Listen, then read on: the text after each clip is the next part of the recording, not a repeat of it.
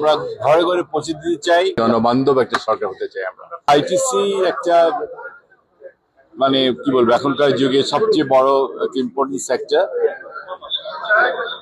মাননীয় প্রধানমন্ত্রীর অনেক প্ল্যান আছে এই আইটি সেক্টরকে নিয়ে।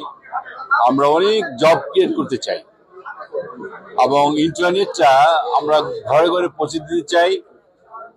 কদিন আগেই আমাদের মাননীয় প্রধানমন্ত্রী আমাদের ইনস্ট্রাকশন দিয়েছেন যে আমরা এয়ারপোর্ট, রেলওয়ে স্টেশন, এমনকি হাই স্পিড গাড়িগুলিতে ফ্রি ওয়াইফাই অ্যারেঞ্জমেন্ট করার জন্য, এবং উনি অলরেডি ইনস্ট্রাকশন দেওয়াতে আমরা হয়তো খুব তাড়াতাড়ি এটা চালু করে দিব। এই টাঙ্গাইলেও কিছু করতে চাই। আমাদের এখানে জানেন আমাদের আরেকজন মন্ত্রী আছেন, প্রতিমন্ত্রী আছেন, সালাউদ্দিন টুকু ও আছে।